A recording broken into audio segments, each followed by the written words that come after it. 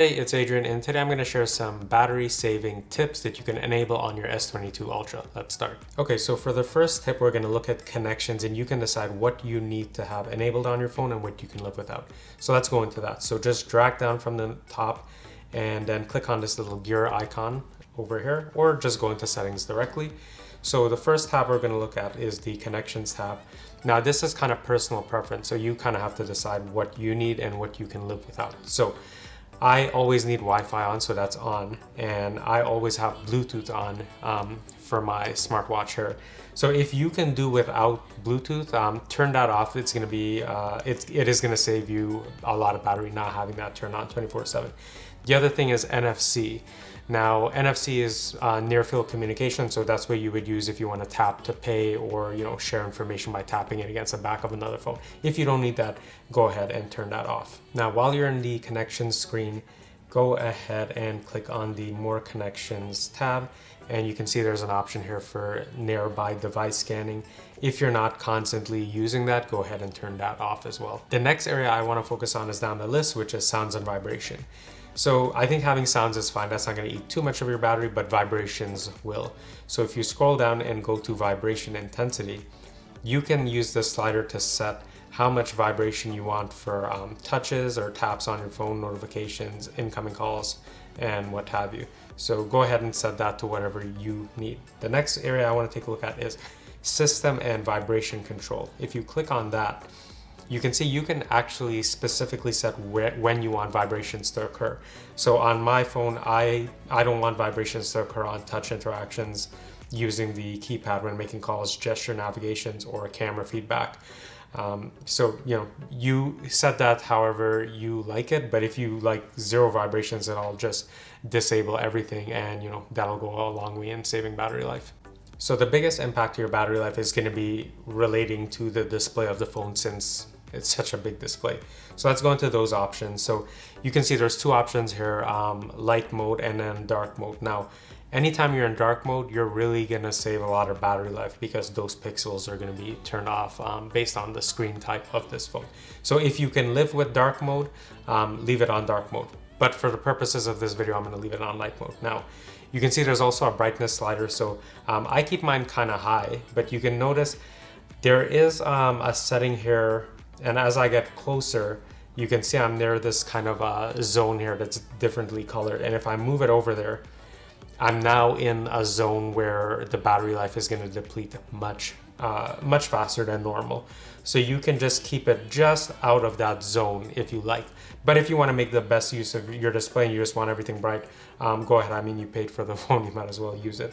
Now, the other thing that you can do is turn on adaptive brightness and just have the phone sensors adjust the brightness depending on the environment. I don't really like that. I like having full control. So I keep my brightness pretty bright, not in that zone, of course. The other thing is make sure this setting for extra brightness is turned off. This is mostly used for, when you're outside in direct sunlight, it really boosts the brightness. You could see having both of those cranked, it's a really bright display. So just be mindful of that setting. Now, the other thing is the refresh rate. So Samsung advertises a variable refresh rate from 1 Hz to 120 Hz. And that is done by using this adaptive option here. Now, if you go to the standard option, you'll get longer battery life, but it's gonna cap out, or it's gonna just be stuck at a 60 Hertz refresh rate. Now, if you want the best, performance, best display on the phone, then leave it to adaptive, but just keep in mind that it will affect your battery life in some way. So the next area I want to take a look at is if you scroll down to screen resolution. So mine is set to the highest resolution of 3088 by 1440. Obviously, as you go down in resolution, you're gonna conserve battery life, but at the expense of, not as sharp of a display. Now, even at full HD, I don't think it's that big of a deal. I think you'll still be happy, but if you want the best display, then leave it at the WQHD+. The next setting we can look at is the screen timeout. I have it at 10 minutes just for this video. Generally, I have it at 30 seconds. So if you want the screen to shut down earlier, so that if you're kind of forgetful about it, then put it to 15 or 30 seconds. The last option we can look at in display is screensaver. So Right now mine is set to none, and what that is anytime your phone is charging, you can have a screensaver, which of course is going to use your battery life. So to give you an idea, if I click colors and click preview, that's an example of what the screensaver looks like. If you don't care about that and you want to save battery life, just put it to none. Let's take a look at the location setting now. So if you click on location, right now I have mine to on. Obviously when it's on, it's going to use your battery life. If you don't really need it, you can set it to off. But if you do like having it on, there's a couple other options that you can do. So if you go into location services down here, you can see that there's two options to improve your location accuracy, which is Wi-Fi scanning, Bluetooth scanning. Go ahead and turn these off. The location or GPS lock is not going to be maybe as accurate, but it is going to improve battery life because it's not going to be continually scanning. Okay, the next area that we can look at changing is the lock screen. So when you go into there, you can click on this always on display. So you can see that it's currently set to on, and what that is anytime your phone screen is locked, you're just going to have the screen kind of dim and showing your information. So I like to have it on. If you don't need it, or if you don't like that option, go ahead and turn that off. But if you do keep it on, go ahead and click into it. And you can have it always showing. You can tap the screen to show it, or you can only show it for new notifications. I like having it to show as scheduled, and I have it set so from 7 a.m. until 12:30, it's always gonna be on, and then usually by 12:30 I'm in bed, and then the screen is gonna be off because I'm not gonna be looking at it anyway. So that will help with battery life. The other thing is you can set the brightness of the always on screen. So you can have it really low or really high, and of course you're not going to see it unless I shut the phone off. Now there is an option for auto brightness where the phone will adjust the brightness of the always on screen depending on the ambient light.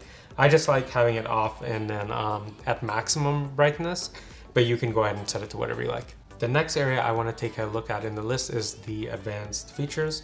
So click on advanced features and click on Bixby Routines. When you click that, you can see it's defaulted to discover stay there. Scroll down to this option, adaptive routines here, and click on view more. And when you click on view more, you can see there's a bunch of routines that are already pre-made. So a couple that you can consider adding to your phone are the before bed. So before bed, it's gonna set the brightness to 40% and turn on dark mode is gonna set extra dim at 80%. And what you can do is you can actually add to this. So you can click on edit, and you can see it says here, before bed, do these actions here. And you can just minus if you don't want an action, or you can click on add and you can add other actions. So say you have data and Wi-Fi turned on during the whole day, but at night or when you're at home, you only need your Wi-Fi on, you don't need your data on. You could go into connections, scroll down to mobile data and set it to off in the routine. So something to keep in mind, if you're a forgetful person, that could come in handy. I'm just going to discard that because I'm not actually going to use it. So still in the adaptive routines section, another thing you may want to consider is in the dark, click that. So you can set a time period. So whenever it gets dark, wherever you are, say it's at 9 p.m., you can set it so that the phone automatically sets it to extra dim and turns on dark mode. And then you can also set the screen brightness event. So to do that, you just click edit, of course, add, find display, and then set the brightness here to whatever percent you want. Save battery. So whenever the phone detects that the phone is not charging and the battery is below 5%, it's automatically going to turn on power saving mode. So that's one less thing you have to think about or worry about. The other thing that's very handy is save battery at night. So what this does is if you're sleeping and the phone detects that, and if you forgot to charge your phone, so you forgot to plug it in or put it on your wireless charger, the phone is automatically going to activate power saving mode and is going to set your sounds and everything to 0. So that's really handy because you're not going to wake up to a dead phone, and it is going to put it in power saving mode. And then lastly, this isn't really directly about battery life, but this is just about battery health. So the last option here is to get notified when fully charged. So anytime your battery level is at 100%, the phone can vibrate or light up or whatever else you want it to do to let you know it's fully charged. And why you would want that is anytime the phone's fully charged and you leave it plugged in, it will deteriorate the battery life or the battery health over time. So something to keep in mind. While still in advanced features, you can also scroll down to this option called video brightness. Now you can see there's two options, normal and bright. You could leave it on normal and that's the best for your battery life. But if you like, to have the best quality video, put it on bright. And what that does is anytime you're watching video, the phone is gonna amp the brightness up. It's gonna increase the brightness so that you have a better video viewing experience. Now, you may not need that in every app. Say you're watching like the occasional TikTok video. You may not care if TikTok or Twitch is very bright, but you may want a Netflix movie or a YouTube video to be bright. So you can toggle that to whatever your preference is. And if you just want your phone to have a standard brightness across the board, just leave it on normal. Okay, another setting we can look at is the battery setting. So go ahead and under advanced features, there's battery and device care. Click on that. Ignore that, I just have an app causing battery drain. That's why that's there. But if you see here, there's an option for battery. Click on the battery right there and scroll down. And there's an option here to put the phone into power saving manually. So this is good if you're on the road, you're not near a charger and you need to prolong battery life, just manually enable power saving mode. You can see it just dimmed the screen. So it's gonna perform some auto actions when you do that to conserve battery life. Another thing you can do is click on more battery settings. So right now it's set to adaptive battery. So it's gonna limit battery usage for apps that you don't use often. Keep that on. Now click on processing speed. Mine is set to optimize, so what this is gonna do is it's gonna balance, the phone is gonna decide when to give apps full processing power and when not to. Now, that's gonna give you the best battery life, optimize. If you click it on high, your apps, games, they're gonna perform better at the expense of battery life. And if you go to maximum, it's really gonna use every resource that it has in terms of your CPU, battery, to get you the best performance, say if you're gonna be gaming, editing video or something. So this is gonna really deplete battery life quickly, but you're gonna get the best performance. I have it on optimize, and for most app uses, I haven't noticed any detrimental effects. The last thing you may wanna turn on, maybe not, is while you're still in battery settings, there is an option here that says protect battery.